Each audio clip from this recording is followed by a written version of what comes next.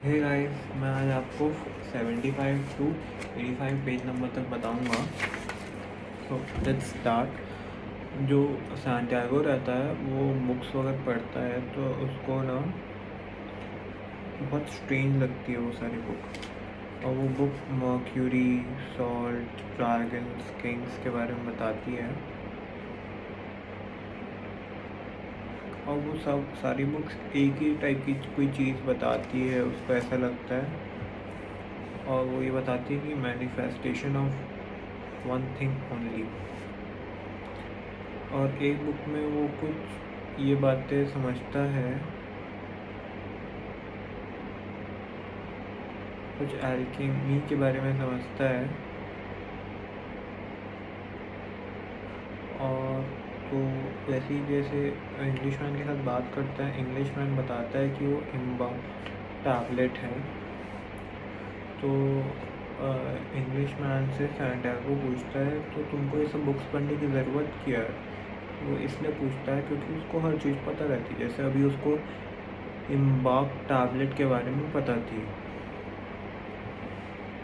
और वो ये रिप्लाई देता है ताकि वो रीडिंग अंडरस्टैंड कर सके बिटवीन द लाइंस।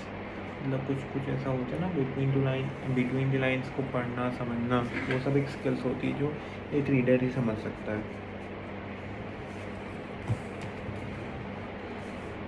तो अब क्या होता है कि सैंटियागो को एक बुक बहुत इंटरेस्टिंग लगती है जिसमें एक अल्केमिस्ट के बारे में बात की जाती है जो एक मेटल को प्यूरिफाई करता रहता है।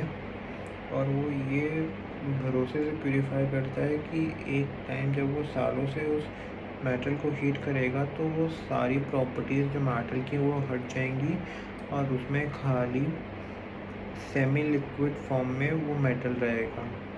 मतलब आधा लिक्विड रहेगा, आधा सॉलिड रहेगा।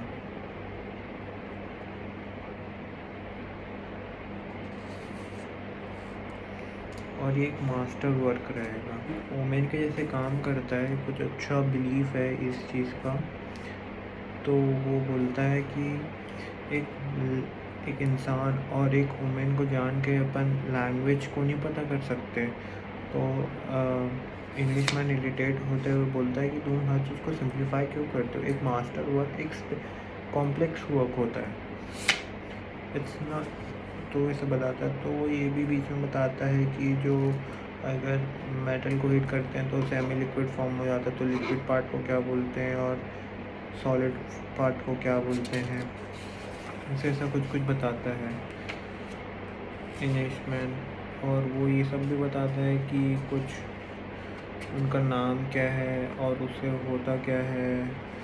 कौन सा सॉलिड फॉर्म मिलना थोड़ा मुश्किल रहता है, उसके लिए बहुत मेहनत करनी पड़ती है और सॉलिड फॉर्म शायद कुछ गोल्ड में कन्वर्ट कर लेता है। ऐसा करके वो कुछ बताता है इंग्लिशमैन।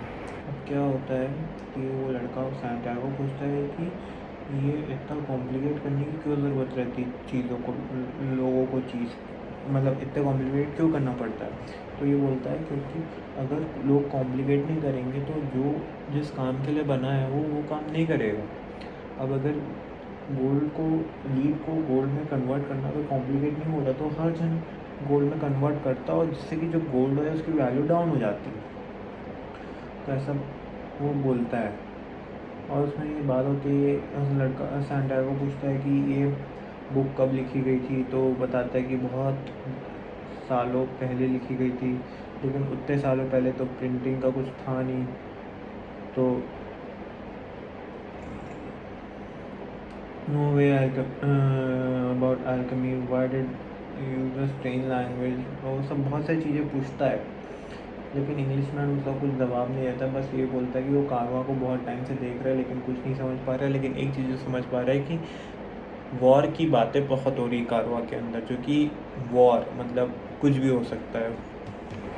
क्या होता है कि एक दिन जो सैंटियागो रहता है वो उस इंग्लिशमैन को पूरी बुक्स वापस करता है और इंग्लिशमैन बोलता है कि तुम क्या समझे। तो वो ये बोलता है कि एक जो पूरी वर्ल्ड है वो एक सोल है, और अगर तुमको वर्ल्ड की लैंग्वेज को समझना है तो तुमको सोल को समझना पड़ेगा। ये बोलता है इन सब चीज़ों के ऊपर ये सब चीज़ इतनी सिंपल है कि मैं अगर इसको एक स्टोन में भी लिख के बता सकता हूँ तुमको।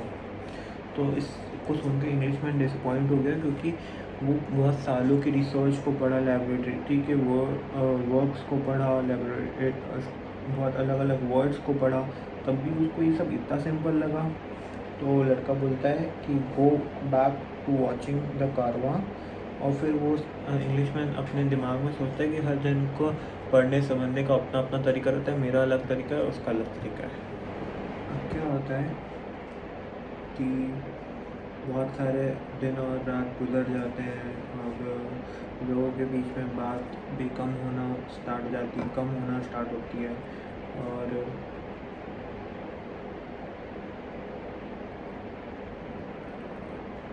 जो कैमल रात को साइलेंस बहुत ज़्यादा हो जाता है। अब कैमल ड्राइवर और सैंटियागो की बात होना शुरू हो जाती है। तो एक रात जब हम डेट्स खाते रहते हैं बिना फायर और बिना मून की रात, बिना चांद की रात रहती है।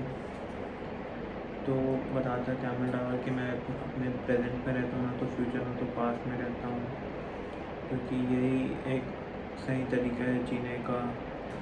और उन लोगों को ओएसिस दिखता है रात को, तो सैंटियागो बोलता है कि चलो चलते हैं, लेकिन कैमल ड्राइवर मना कर देता है क्योंकि वो सोने का टाइम रहता है। अब क्या होता है, लड़का उठ जाता है और वो देखता है कि जहाँ कल तारा था आज वहाँ पे डेट्स पाम के लीफ हैं। तो इंग्लिशमैन बोलता है वी हैव डन इट। तो शायद ये लोग पहुँच जाते जहाँ इनको पहुँचना रहता है। अब क्या होता है कि टाइम निकलता है, तो अब उधर एक अल्केमिस्ट रहता है जो देखता है कि बहुत सारे लोग, बहुत सारे जानवर ओएसिस में आते हैं, लोग चिल्लाते हैं और बच्चे खेलते हैं एक्साइटमेंट में, लेकिन अल्केमिस्ट को इससे कोई फ़र्क नहीं रहता, क्योंकि ये सब वो देखा रहता है, इससे उसके लिए कॉमन रहता है। और वो ओएसिस के जो चीफ रहता है वो कारवां के लीडर को ग्रीट करता है, उससे मिलता है और वो सोचता है कि इन लोगों से कुछ नई चीज़ें जानकारी मिले, ये सब चीज़ के बारे में सोचता है। और थैंक यू गाइस, आज मैं आपको 84 पेज तक बताया हूँ, कल मैं आपको 84 से 95 पेज नंबर तक बताऊँगा। So stay tune, comment, like and share with your friends. और ये मेरा भी प्रैक्टिस वाला ही है, इसके बाद मैं फाइनेंशियल नॉलेज आपको दूंगा जैसे ही ये ख़त्म होता है। I think so it will take a long time, शायद 16 days 16 videos. Okay guys, bye.